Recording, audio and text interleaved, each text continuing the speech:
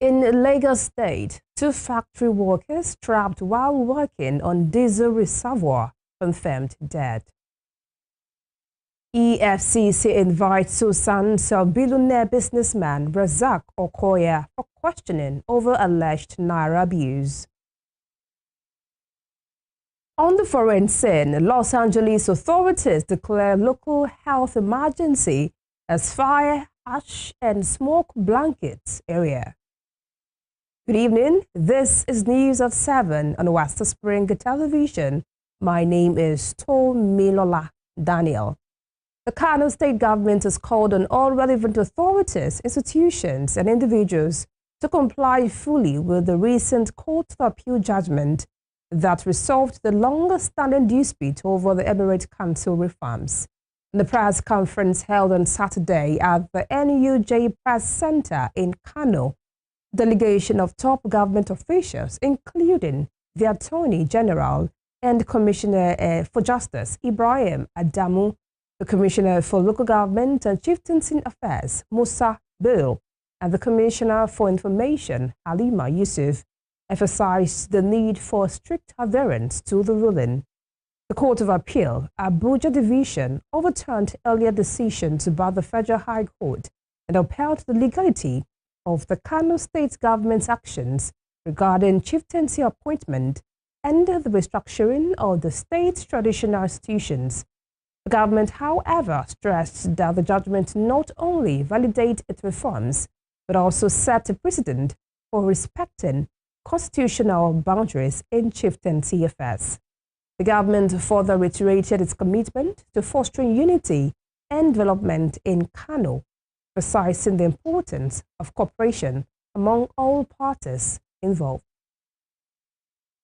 In Lagos State, two factory workers who were rescued after they got trapped while working on a diesel reservoir in the Okoya'S area have been confirmed dead. The workers were rescued by officials of the Lagos State Emergency Management Agency and men of the Lagos State Fire Service. In a statement issued by the Permanent Secretary of LASEMA, Olufemi Oke, the incident occurred around 10 a.m. on Saturday. Oke stated that the victims fell into the reservoir while carrying out repair work. It disclosed that preliminary investigations revealed that one of the victims accidentally fell into the diesel reservoir, while the second victim fell into the same reservoir in an attempt to rescue his colleague. The LASEMA boss noted that both victims were evacuated and transported to the hospital for further medical attention, but were confirmed dead at the hospital. The Ogun State Traffic Compliance and Enforcement Agency has confirmed that 11 persons sustained varying degrees of injuries following multiple accidents that occurred along the interchange section of the Lagos-Ibadan Expressway on Saturday. According to a statement signed by the spokesman of the state-owned traffic agency, Babatunde Akimbi, the accident occurred at about 7:30 a.m. He said the crash occurred when a Mazda bus collided with a truck that was trying to maneuver its way into the premises of a private company along the axis. Akimbi added that another Toyota Hiace bus that was coming behind also collided with the vehicles, following a loss of control. According to him, 21 people were involved in the crash, while 11 people, comprising 8 males, and 3 females, sustained injuries. To politics, the Delta State chapter of the People's Democratic Party, PDP, has responded to the All Progressives Congress, APC, over rumors of Governor Sheriff Oberevori's alleged defection. There had been rumors that Oberevori was planning to join the APC, which the governor had earlier dismissed in a statement by his chief press secretary, Festus Ayan.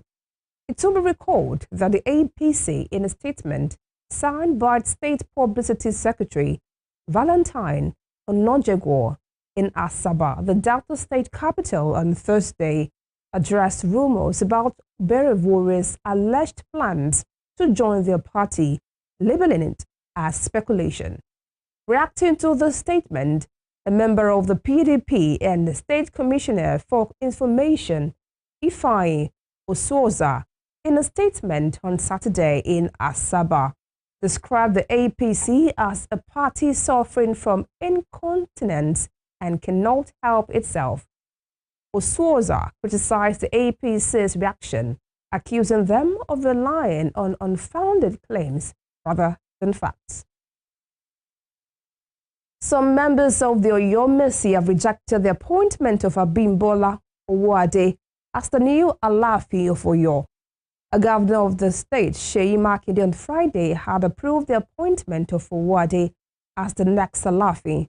In a statement by Dotun Oyelade, the Commissioner for Information and Orientation, Makinde, said the approval followed divinations, consultations, and recommendations from the kingmakers. However, in a letter addressed to the governor, 5 out of 7 members of the Okoya'S described Owoade's appointment as illegal and invalid. The aggrieved kingmakers, in the letter written by the legal counsel, Adekunle Shobaloju, said they recommended Lukman Gbadegeshi, not Owode, to the state government as Alaafin. They argued that the occupant of the stool is chosen in compliance with the registered Alaafin of Oyo Chieftaincy Declaration of 1967, not by consultation or divination, as stated by Makinde. They added that only the Basharu, head of the Okoya'S, can convene a meeting to elect an Alaafin, arguing that any meeting Makinde convened is null and void. The kingmakers called on the governor to retrace his steps or face legal action. In other news, the Economic and Financial Crimes Commission, EFCC, has invited Wahab and Rahim Okoya, sons of billionaire businessman Razak Okoya, for questioning over alleged Naira abuse. Rahim and Wahab are expected to report to the Commission's Lagos office for questioning on Monday. The brothers sparked widespread criticisms after a video surfaced showing them flaunting and spraying bundles of 1,000 Naira notes in a promotional clip for Rahim's new song titled Credit Alert. In the video, the duo, dressed in white agbadas, danced while a mobile policeman held stacks of crisp Naira notes, which they flung into the air. The act, perceived by many as disregard for the law, drew condemnation on social media, with some Nigerians expressing doubt about accountability due to their father's influential status. The Nigeria Police Force spokesperson Muyiwa Adejobi had on Thursday said the officer seen in the video had been identified and detained. Meanwhile, in an invite signed by the acting director of the Lagos Directorate of the EFCC, Michael Wetkas, the Okoya brothers were directed to report to the head Special Operations Team at the office of the Commission by 10 a.m. on Monday. The National Agency for Prohibition of Trafficking in Persons, NAPTIP, has arrested one suspect in connection with organ harvesting in Akwa Ibom State.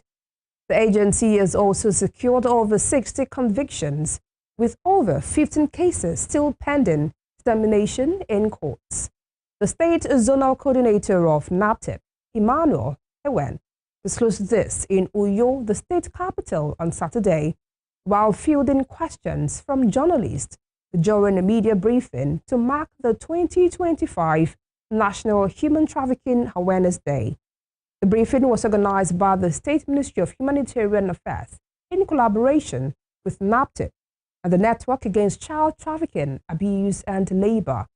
The zonal coordinator, who noted that organ harvesting has become a booming trade in the state, disclosed that some clinics and hospitals in the state are engaged in the organ harvesting business.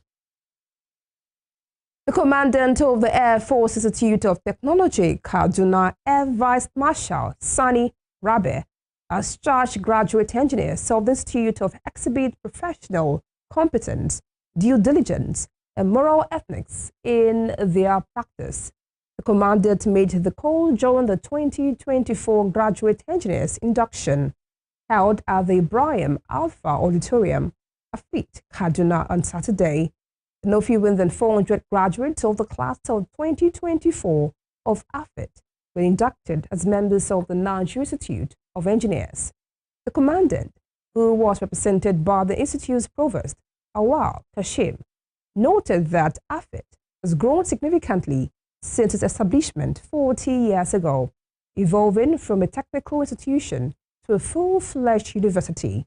He also highlighted Afit's commitment to collaborations with stakeholders, including the Nigerian Society of Engineers and the Council for the Regulation of Engineering in Nigeria. You're watching News at 7 on West Spring Television. Still to come. Federal government congratulates newly elected president of Lebanon, Joseph Aoun. We'll bring you more on this